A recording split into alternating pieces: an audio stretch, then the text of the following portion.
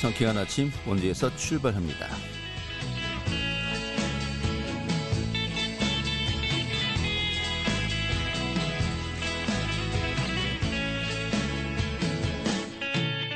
안녕하십니까. 1월 29일 금요일 아침에 인사드리겠습니다. 상쾌한 아침 원주에서 출발합니다. 진행의 한태훈입니다.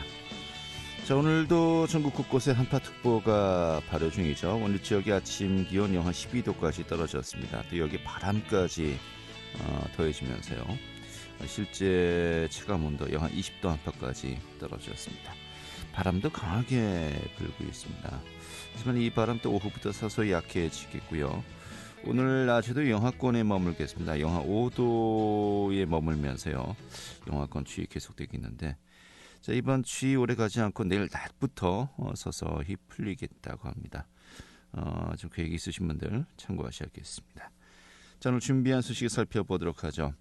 자, 지난해 연말에 지방자치법 전부 개정안이 국회에서 통과되었습니다. 또 지방자치에 있어서 여러 가지 큰 변화가 예상되고 있습니다만은 하지만 또 아쉬운 점도 분명히 있는 것 같기도 하고요. 자, 진정한 자치분권을 실현하기 위해서 좀 나아가야 될 길 어떤 것들이 있는지 오늘 살펴보도록 하겠습니다. 자, 또 원주시가 다음 달부터요.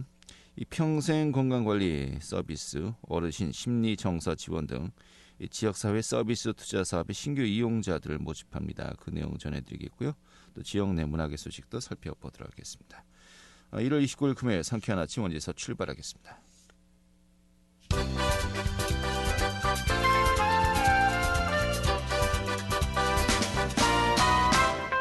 오늘의 주요 뉴스입니다.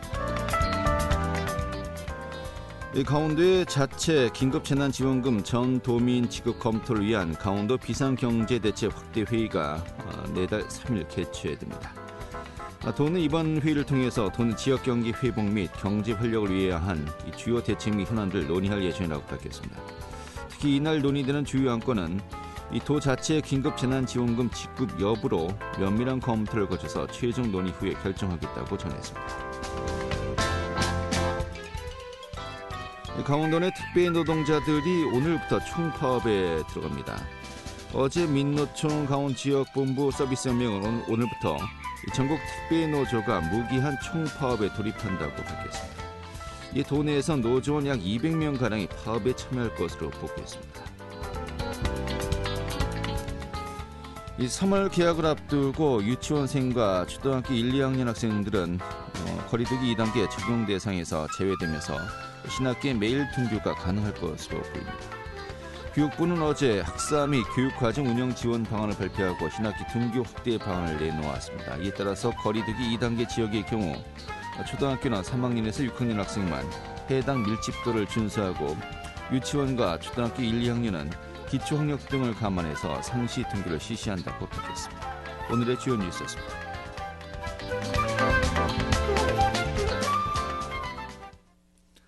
네, 국회가 지난해 연말에 통과시켰죠. 지방자치법 전부 개정안.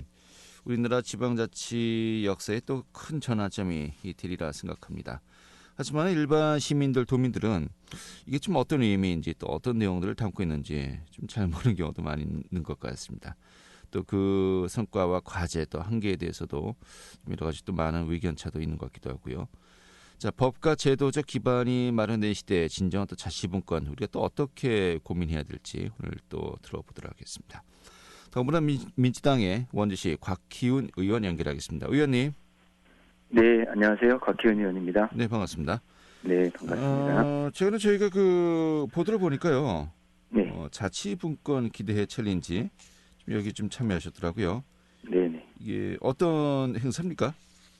네, 아시다시피 이제 지난해 12월에 국회에서 30년 만에 이제 지방자치법 전부 개정안이 통과되었는데요. 이것을 좀 축하를 하고 또 시민들에게 널리 알리기 위해서 대통령 직속 기구인 자치분권위원회에서 처음 시작되었는데요. 네.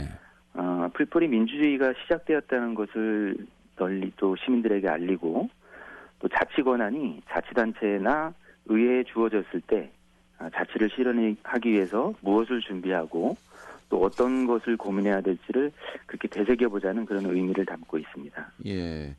자, 이렇게 뭐 시민들에게 널리 알리고 또 지방자치에 있어서 하나의 전환점이 되는 계기가 된다라고 하셨는데 네. 그만큼 좀 중요한 그 내용들이 많이 담겨져 있는 것 같아요. 그런데 의외로 또 일반 시민들은 잘 모르는 경우도 많이 있기도 하고요. 네. 이번 개정안이 지금 가져올 변화의 핵심 어떤 것들이 있는 겁니까? 이번 개정안의 주요 내용을 보면 지방의회 자치 입법권을 강화가 되었고요. 네. 또 인사권이 독립이 되고 또 정책 지원 전문 인력제가 도입이 되었습니다. 그리고 또 의회의 운영의 자유화를 주고 또 의정 활동 투명성을 강화를 하고 네. 또 의회 책임성 확보 등을 들 수 있는데요. 네. 이 중에서 핵심 내용을 꼽자고 보면 의회 자치 입법권이 강화가 됐습니다. 네. 그다음에 또 의회의 인사권이 독립이 됐고 또 정책 지원 전문 인력제가 도입됐는데 이 세 가지를 아마 주요 핵심 내용으로 들 수 있겠습니다. 네. 그렇다면 이 핵심 내용들 하나하나 좀 살펴보도록 하죠. 자치 입법권. 뭐 조례를 현재 의회에서 만들고요. 또 지자체장이 규칙을 만들고 있지 않았습니까? 네네. 여기 자치 입법권 뭐 어떻게 더 강화됐다는 겁니까? 자치 입법권 강화 내용은 이제 주민들도 조례를 제정할 수 있게 됐고요. 예. 또 의회에 대해서 의회의 개폐를 직접 주민들이 이제 청구할 수 있는 제도, 다시 말해서 이제 주민조례 발안 제도라는 것이 이제 도입이 된다고 보면 되겠습니다. 네, 주민들의 참여가 더 강화되었다 이렇게 보면 되겠군요. 네, 그렇습니다. 이게 구체적으로 어떻게 그 주민들이 참여가 이제 이루어진다는 겁니까? 주민들이 이제 직접 조례를 지금까지는 의회나 아니면 집행부에서 이렇게 조례를 만들었는데 지금은 주민들이 조례를 직접 제정을 요구하고 직접 제정할 수 있고요. 네. 또 의회 같은 경우도 뭐 시장이 개회를 요구하거나 의회에서 개회를 요구할 수 있었는데 네. 지금은 이제 주민들이 청구를 해서 의회를 열어라. 우리가 조례를 발의를 하겠다. 이렇게 이제 할 수 있는 제도라고 보면 되겠습니다. 네. 하지만 또 일정 요건이 있어야 되겠죠? 네, 요건이 있습니다. 각 지역별로 다릅니까? 아니면 뭐 어떻게 좀 일괄적으로 기준이 정해졌습니까? 이제 인구 비례에 맞춰서 네. 일정 인구의 뭐 인구수 비례해서 주민들이 동의가 되면 네. 이런 청구를 할 수 있는 제도입니다. 그 원주 같은 경우는 몇 명의 주민들이 함께 하면은 이 조례 제정을 좀 청할 수 있을까요?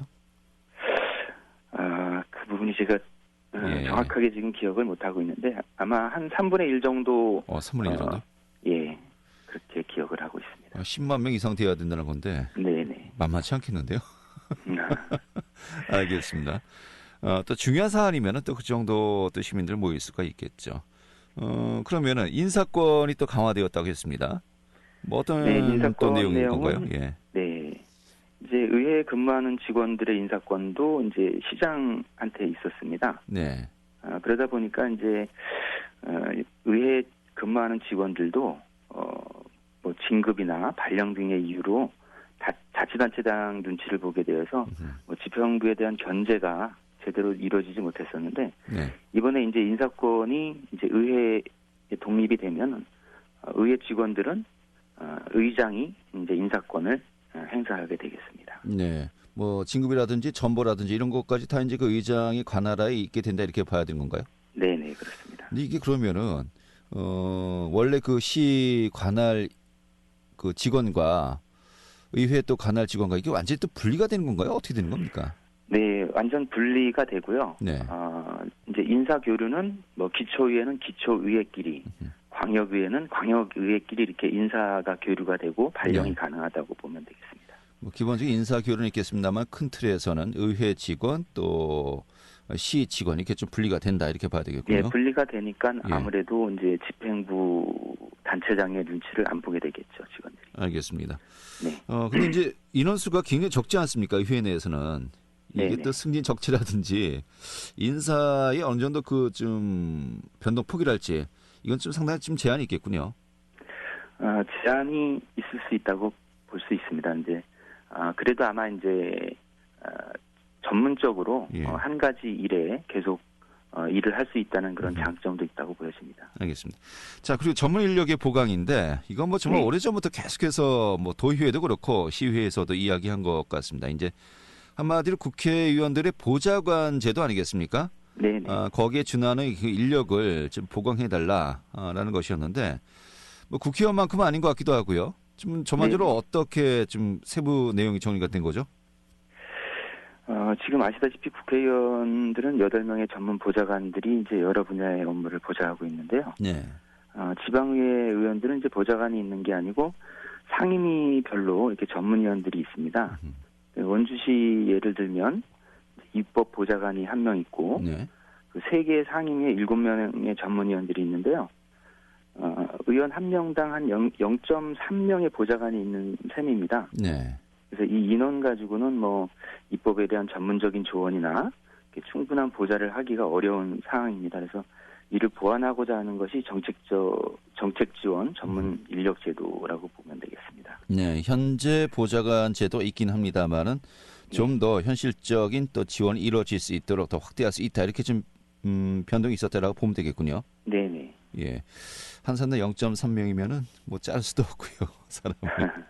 그러니까 어떤 뭐 조례를 만들 때 좀 자문 구하고 좀 조언을 구하는 정도에 머물렀겠군요. 네, 그렇다고 볼 수 있죠. 그리고 또 이제 여러 명의 의원들을 보좌하다 보니까 전문위원들이 또 과중한 업무를 받고 있고 그런 상황입니다. 네, 알겠습니다. 자, 뭐 입법권 또 주민들의 참여가 이제 강화되었고요, 또 인사권이 강화되었고 또 전문 인력의 보강도 이루어졌습니다. 하지만은 또 분명히 좀 아쉬운 점들도 분명히 있지 않겠습니까? 네. 좀 법적으로 이 규정을 해야 함에도 불구하고 또 지방자치 어떤 그 발전에 있어서 좀 더 좀 뒤로 또 과제를 넘긴 것도 있을 것 같기도 하고요. 좀 어떤 부분들이 좀 아직도 미완의 과제로 또 남아 있다고 보십니까? 지금 이제 단체 자치만 있었는데 이제 주민자치라는 거는 이제 표기가 됐는데 지금 주민자치의 존재를 법적으로 규정하는데 실패를 했습니다. 네. 참으로 좀 뼈아픈 일인데요. 주민자치회는 풀뿌리 문지유주의의 이제 근간이라고 볼 수 있습니다. 예.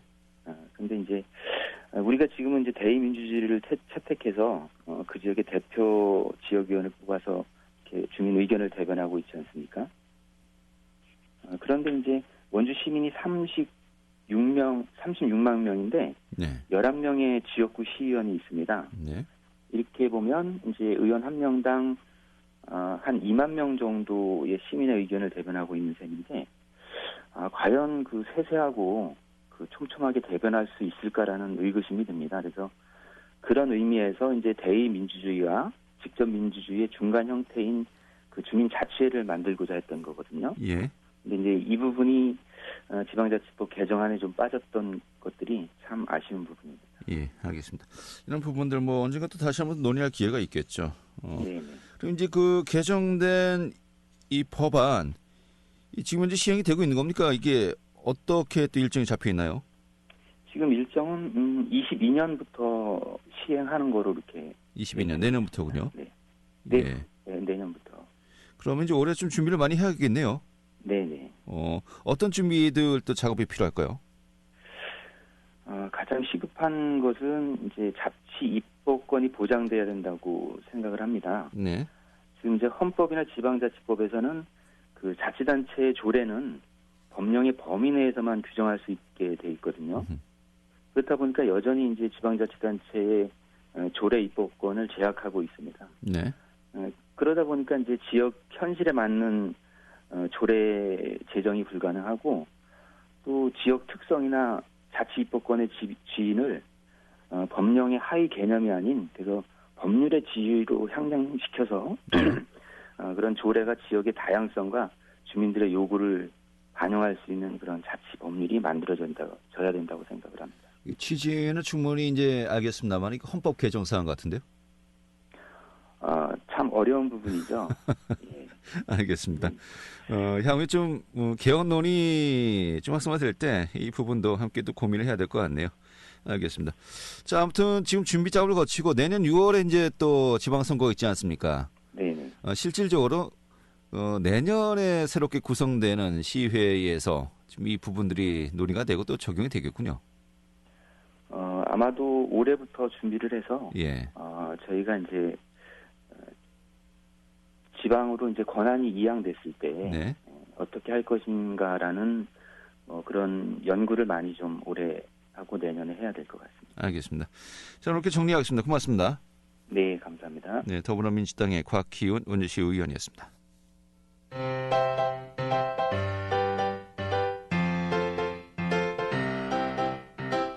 KBS 원주방송국이 유튜브 다시 듣기 서비스를 실시합니다.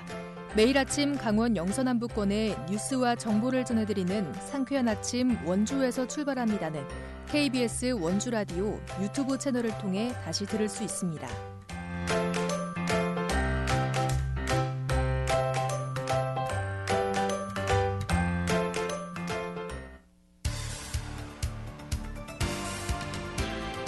알찬 정보, 생생한 현장의 소식을 전해드립니다. 리포터 현장. 네, 원주시에서는 복지 사각지대를 해소하기 위해서요, 지역사회 서비스 사업을 시행하고 있습니다. 이런 가운데 다음 달 2일부터죠. 다음 주부터군요. 4개의 서비스를 대상으로 신규 이용자를 모집할 예정이라고 합니다. 오늘 소개해드리도록 하죠. 김민주 리포터 자리했습니다. 어서 오시죠. 네, 안녕하세요. 네. 자, 지역사회 서비스 투자 사업, 이게 구체적으로 어떤 사업입니까? 네, 지역사회 서비스 투자 사업은 원주시를 포함해서 전국에서 시행하고 있는 사업인데요. 복지 수요자에게 지역 특성에 맞는 맞춤형 서비스를 제공하는 사업이고요. 아동과 노인, 장애인 복지 서비스 대상자가 자신에게 필요한 서비스를 직접 선택해서 이용할 수 있습니다. 원주시는 성인과 아동, 임산부, 장애인을 대상으로 총 10개의 서비스를 제공하고 있는데요. 서비스 종류별로 소득 인정액은 각각 다르게 적용되지만 전국을 기준으로 중위소득 120에서 160%에 해당하는 가정의 가구원이 신청할 수 있습니다. 원하는 복지 서비스를 이용할 경우에는 최소 50%의 지원금을 받을 수 있는데요. 이러한 가운데 원주시는 다음 달 2일부터 5일까지 지역사회 서비스 투자 사업 신규 이용자를 모집합니다. 총 4가지 서비스로 성인을 대상으로 하는 도민 심리지원 서비스와 평상 건강관리 서비스가 제공되고요. 어르신과 장애인을 대상으로 하는 시각장애인 안마 서비스, 어르신 심리정서 지원 서비스가 지원됩니다. 이용자로 선정되면 오는 3월 1일부터 1년간 일부 지원금을 지급받아서 서비스를 이용하실 수 있는데요. 자세한 이야기 원주시 생활보장과 이은옥 주무관에게 듣겠습니다.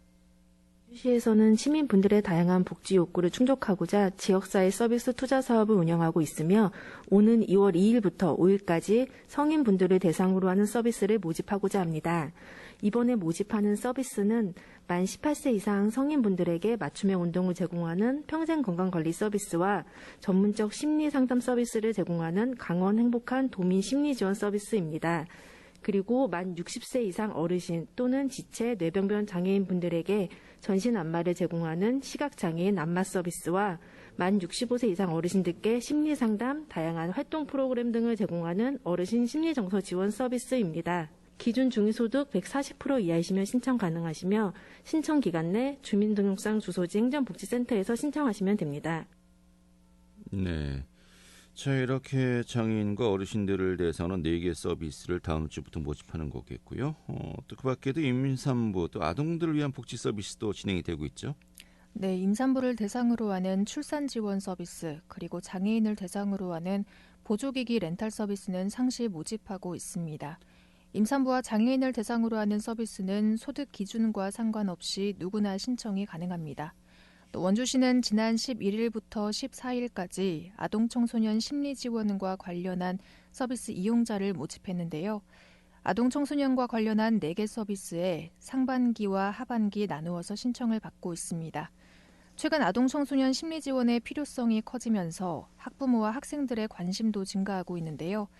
지역사회 서비스는 일부 지원금과 함께 자부담금이 들어가기 때문에 이용자의 수요가 있어야만 제공이 가능합니다. 또 실제로 복지 서비스가 필요한 사람에게 서비스를 제공할 수 있다는 장점이 있는데요. 자세한 이야기 강원도의 아동청소년 심리정서 지원 서비스를 제공하고 있는 원장에게 듣겠습니다. 한 회기에 4, 5만 원 정도를 하거든요. 비용 자체가 경제적으로 되게 힘든 경우 되게 많죠. 근데 거의 지원금의 7, 80%를 바우처 비용으로 지원을 해주니까 가정적인 부담도 줄어들고 예전 같으면 그냥 이렇게 말 안 듣고 주의 산만하고 학교 부정 생기고 친구들 간에 문제 있고 이런 것들이 그냥 넘어갈 수 있는 부분들이잖아요. 근데 요즘은 그걸로 인해서 추후에 다른 문제들이 생기니까 언어, 놀이, 미술, 음악, 행동 쪽 이런 여러 가지 영역들이 있거든요. 저희 장애진단 분류에 보면 ADHD 이런 아동들은 외국에는 장애진단 분류로 나와 있는데 우리나라는 안 되거든요. 그러니까 분명히 문제가 학교 적응 문제 생기고 교우관계 문제 생기는데도 조기 접근이 안 되는 거예요. 근데 이제 이거는 누구나 다 접근할 수 있으니까 그러니까 이제 이용률도 높고 그다음에 만족도도 좀 높은 편이에요. 네. 다양한 지역사회 서비스가 이루어지고 있습니다. 이 지원금을 받아서 원하는 복지 서비스를 이용할 수 있는 것인데 신청 방법은 어떻습니까? 네, 다음 달 2일부터 모집하는 4개 서비스의 경우에는 기본 중위소득 140%에 해당하시면 신청이 가능하시고요. 신청 기준에 해당한다면 주소지의 읍면동 행정복지에서 신청이 가능합니다. 자세한 사항은 원주시청 홈페이지 새소식 게시판을 확인하시거나 주소지 읍면동 행정복지센터에 문의하시면 되는데요. 지역사회 서비스 투자 사업은 지역 업체와 협력해서 복지 서비스가 실제로 필요한 사람들을 발굴하고 또 복지 사각지대를 해소하는 장점이 있습니다.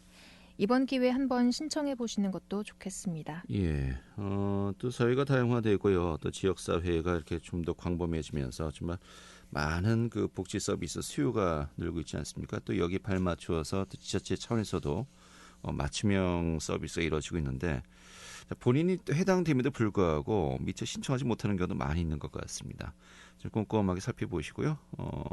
본인에게 좀 적합한 또 그런 그 서비스가 있는지 한번 찾아보셨으면 좋겠네요. 오늘 잘 들었습니다. 네, 감사합니다. 네, 김민주 리포터였습니다.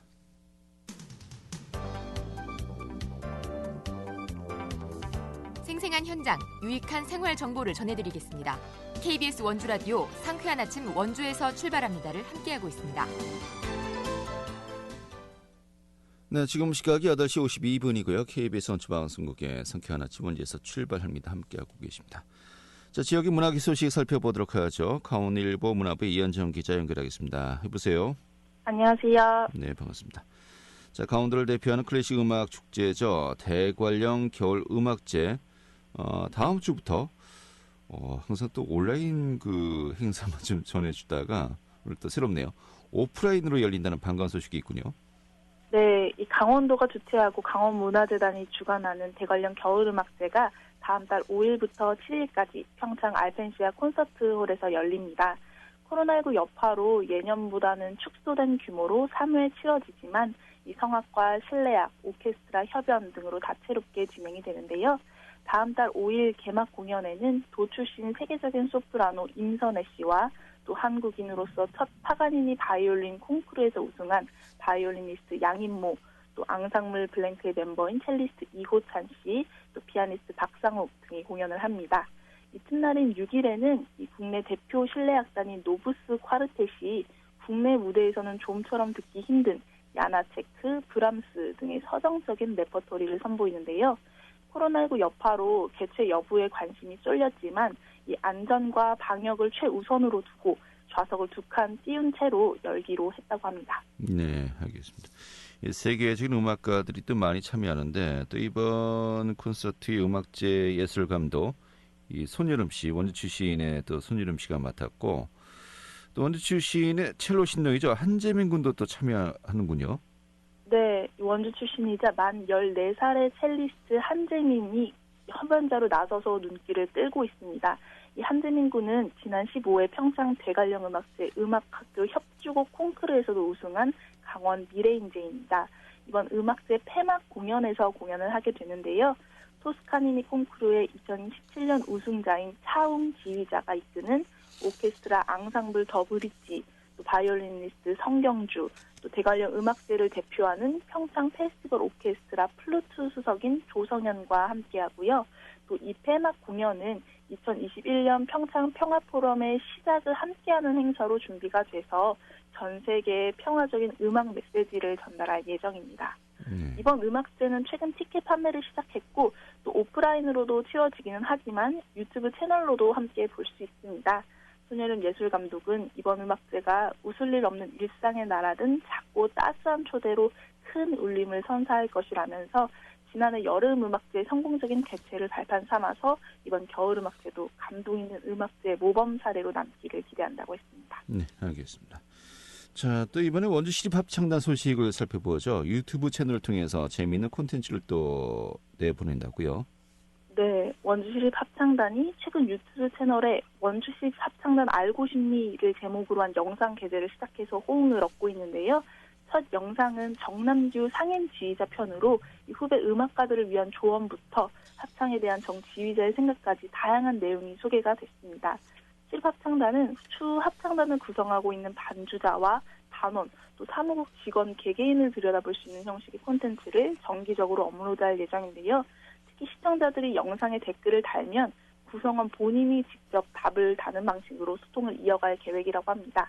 임상순 단무장은 이 코로나19로 많은 시민들을 만나고 있지 못하는 상황에서 새로운 소통 방식을 기획했다면서 클래식과 합창 음악에 대한 소개뿐 아니라 원주시 합창단의 작은 부분들까지 공유하면서 시민들을 만나는 콘텐츠로 자리 잡겠다고 했습니다. 네, 알겠습니다.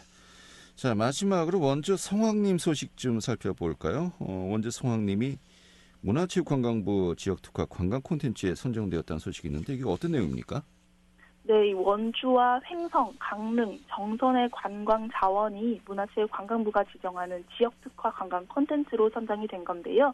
이 원주의 성황림 신과 함께하는 숲속 여행, 또 횡성의 호수에 어린 오색빛 꿈길 여행 사업이 생태 녹색 관광 사업 대상지로 선정이 됐습니다. 또 정선의 3탄 아트마인을 중심으로 한 근대산업 문화유산 탄광문화여행이 산업관광 분야 콘텐츠로 뽑혔고요. 원주의 온몸이 짜릿짜릿 산악 자전거와 캠핑을 한 곳에서 즐기자가 이 레저 스포츠 관광 분야에 선정이 됐습니다. 선정된 대상지에는 관광 콘텐츠 개발과 프로그램 운영을 위한 상담, 또 홍보 마케팅 등이 지원되는데요. 최복은 문체부 관광정책국장은 이 코로나19 극복 이후에 여행이 본격화될 시점에 맞춰서 이 사업들이 지역 관광과 또 내수경제 활성화에 기여할 수 있도록 육성하겠다고 했습니다. 네, 선정된 거 다 가보고 싶네요. 먼저 우리 지역의 이 신림 성황림부터 한번 또 방문을 해봐야 되겠습니다. 오늘 잘 들었습니다. 감사합니다. 네, 강원일보 문화부 이현정 기자였고요. 자, 1월 29일 금요일에 함께했던 KBS 원주방송국의 상쾌한 아침 원주에서 출발합니다. 오늘 소식은 여기까지입니다. 다음 주에 다시 뵙도록 하죠. 고맙습니다.